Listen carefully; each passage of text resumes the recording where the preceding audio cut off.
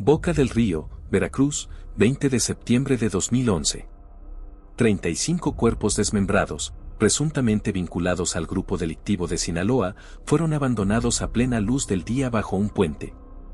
Testigos relataron que los restos de varias personas fueron dejados por un grupo de individuos armados cerca de la Plaza América, uno de los centros comerciales más concurridos de Boca del Río. Esta masacre marcó el inicio de una de las guerras más violentas en la historia del crimen organizado en México, la confrontación entre el Cártel de Jalisco Nueva Generación y el Cártel de Sinaloa. Desde el secuestro de los hijos de Joaquín El Chapo Guzmán hasta matanzas que dejaron decenas de víctimas desmembradas, esta disputa redefinió los límites de lo que el poder y la ambición mal encausados pueden alcanzar. ¿Cómo llegaron estos líderes delictivos a un punto sin retorno? En las montañas áridas de Sinaloa, una semilla de ambición germinó, transformando un humilde cultivo de marihuana en un imperio ilícito que sacudiría al mundo. ¿Cómo lograron un grupo de campesinos convertirse en los traficantes más temidos de México? La historia inicia en la década de 1960 con Pedro Avilés Pérez, pionero del narcotráfico moderno en el país. Avilés, un hombre de campo con visión empresarial, organizó a los agricultores locales en una red de producción y distribución de marihuana sin precedentes. Su innovación más audaz fue emplear aviones para el contrabando, evadiendo los controles fronterizos y ampliando significativamente el alcance de sus operaciones. El éxito de Avilés atrajo a ambiciosos discípulos como Miguel Ángel Félix Gallardo, Rafael Caro Quintero y Ernesto Fonseca Carrillo.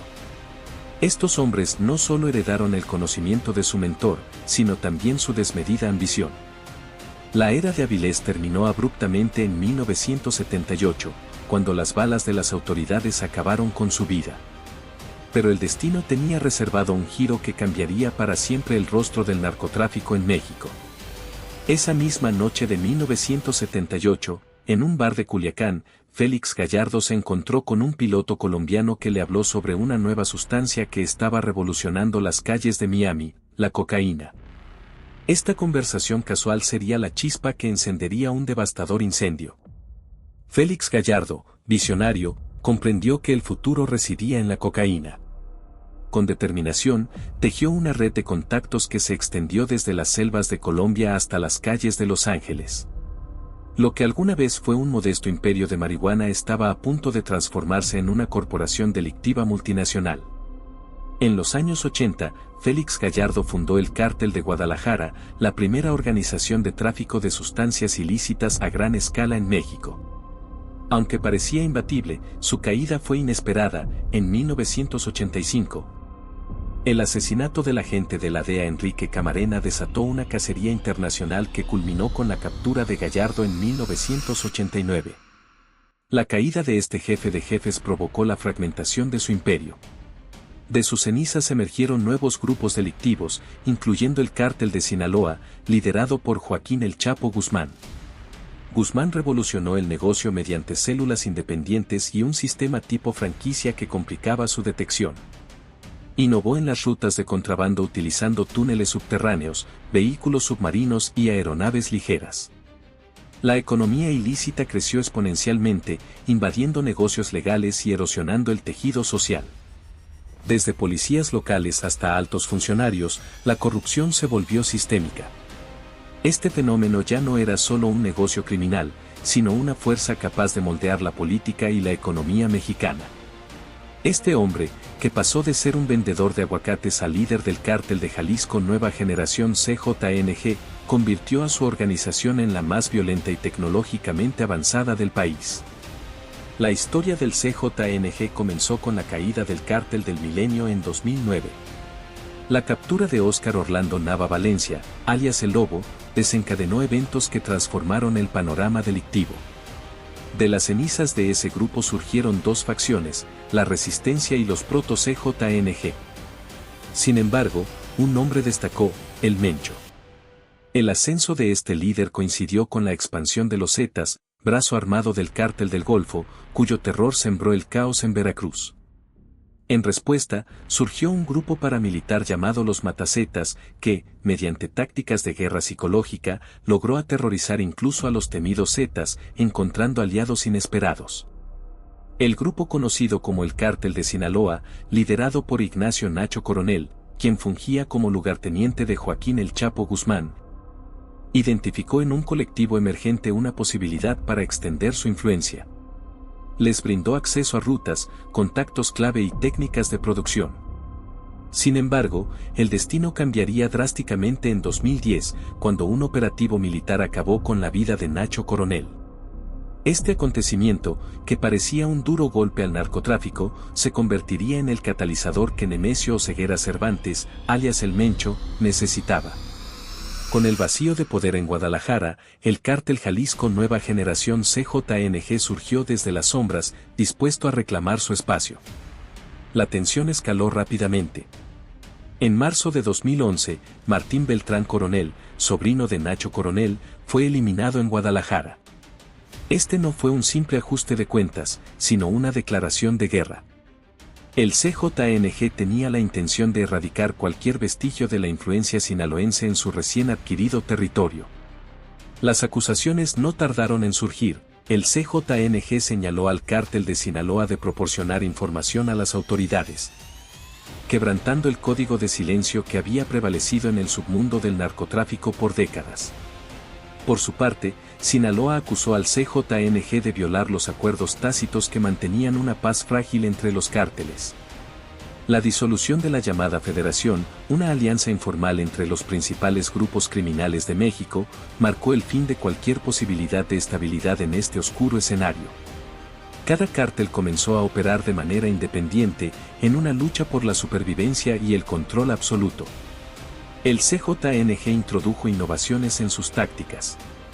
Fueron pioneros en el uso de redes sociales para difundir propaganda, reclutaron de forma agresiva a exmilitares y exagentes policiales, y adoptaron una estructura organizativa jerárquica con disciplina militar.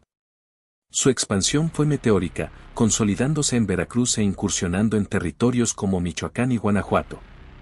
Mientras tanto, el Cártel de Sinaloa, acostumbrado a un dominio sin oposición, se vio obligado a reaccionar.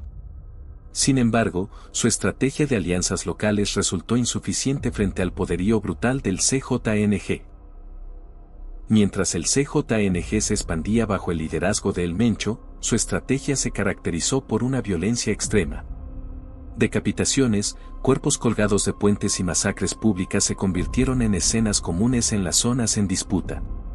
Esta brutalidad tenía un doble objetivo: infundir terror en sus adversarios y atraer nuevos reclutas fascinados por una imagen de poder absoluto.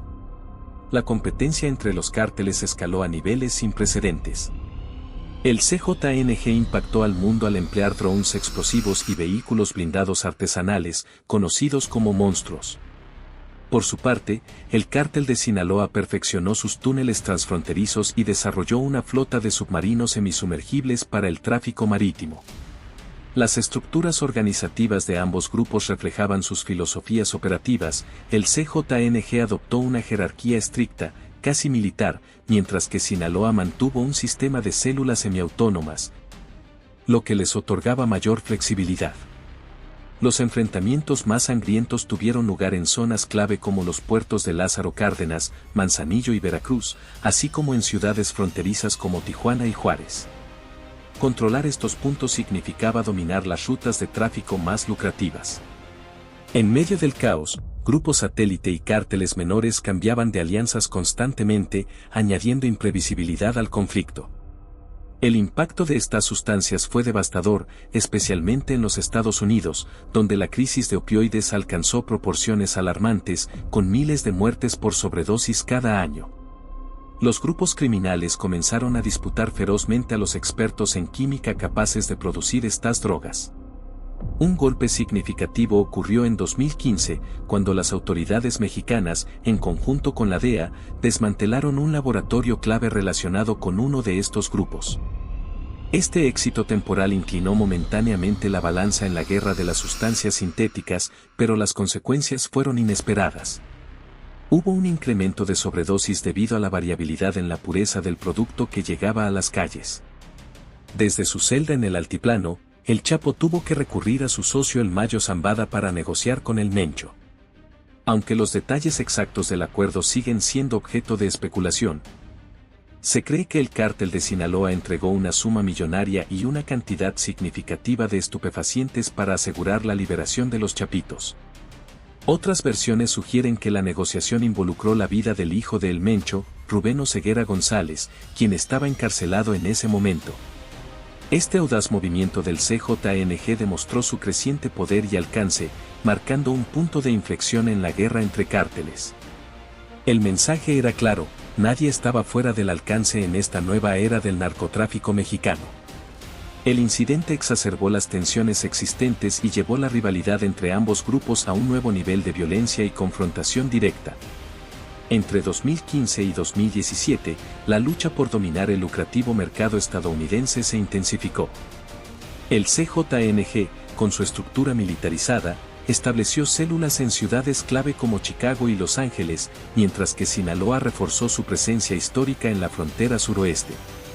Simultáneamente, ambos grupos expandieron sus operaciones en Sudamérica, estableciendo nuevas rutas a través de países como Ecuador y Argentina, y forjando alianzas con organizaciones locales. El lavado de dinero también alcanzó niveles extraordinarios. Los grupos criminales infiltraron el mercado del arte, utilizando subastas de alto perfil para blanquear millones, y adoptaron criptomonedas para mover fondos internacionalmente de manera anónima. Un punto culminante fue la caída de un banco internacional en 2018, que expuso una vasta red de cuentas y transacciones vinculadas a estos grupos delictivos, revelando su infiltración en el sistema financiero global. La respuesta internacional no se hizo esperar. Estados Unidos y México lanzaron operaciones conjuntas sin precedentes, mientras que otros países endurecieron sus leyes contra el lavado de dinero. Se produjeron extradiciones de alto perfil, incluyendo la de Joaquín El Chapo Guzmán a Estados Unidos en 2017. Mientras la comunidad internacional intensificaba su lucha contra los cárteles, una pregunta persistía: ¿qué nueva tecnología podría cambiar las reglas del juego en esta batalla global? Reconocidos como los Chapitos, asumieron un rol más destacado dentro del grupo de Sinaloa, introduciendo una perspectiva más estructurada y tecnológicamente sofisticada en el manejo del tráfico ilícito. Por su lado, el líder del CJNG, conocido como El Mencho, impulsó a una nueva generación de aliados estratégicos. Muchos de ellos con formación universitaria y experiencia en el ámbito de las finanzas internacionales. Esta nueva camada de líderes criminales tiene un perfil distinto: crecieron rodeados de tecnología como teléfonos inteligentes y monedas digitales. Y perciben ahora el comercio de sustancias ilegales no solo como una actividad clandestina, sino como una empresa global que exige habilidades avanzadas de gestión y una comprensión profunda de las finanzas y la innovación tecnológica. Al iniciar el año 2024, el mapa del poder ilícito en México ha experimentado transformaciones significativas. El grupo de Sinaloa, debilitado tras la captura de varios de los hijos de su líder histórico, ha visto erosionada su hegemonía en territorios clave como Culiacán y Tijuana. Mientras tanto, el CJNG ha fortalecido su dominio en Jalisco y extendido su influencia a estados estratégicos como Guanajuato y Michoacán. Al mismo tiempo, nuevas alianzas y traiciones han alterado la configuración del panorama criminal. De manera inesperada, ciertas facciones de Sinaloa han establecido acuerdos con antiguos adversarios para frenar el avance del CJNG. Además, el temido mercado emergente finalmente ha salido a la luz: la fabricación y distribución de drogas sintéticas diseñadas con inteligencia artificial, capaces de generar efectos más intensos y adictivos que cualquier sustancia previa. De cara al futuro, los expertos debaten sobre si este conflicto interminable podría eventualmente llegar a su fin. Algunos predicen una escalada inevitable, con el uso de tecnologías cada vez más avanzadas llevando la violencia a niveles insospechados. Otros consideran la posibilidad de una paz negociada, impulsada por el agotamiento de la sociedad y la creciente presión de actores internacionales. El entorno político añade una nueva capa de incertidumbre. Las elecciones presidenciales de 2024 tanto en México como en Estados Unidos podrían modificar drásticamente las estrategias para enfrentar este problema en ambos lados de la frontera. La gran interrogante es quién prevalecerá: el CJNG con su estructura organizada y su despiadada estrategia, el grupo de Sinaloa con su experiencia consolidada y redes internacionales, o algún nuevo actor que transforme completamente las reglas del juego. El legado de esta confrontación es profundo y duradero. México ha pagado un precio incalculable en vidas humanas, estabilidad social y desarrollo económico. El mundo ha observado cómo las organizaciones criminales son capaces de desafiar y corromper sistemas enteros. Las lecciones son dolorosas pero evidentes, la estrategia tradicional de combate a las drogas ha sido insuficiente. El futuro de esta lucha probablemente requerirá un enfoque radicalmente distinto, que aborde las raíces del consumo de estas sustancias y proporcione alternativas reales al cultivo y tráfico ilícitos.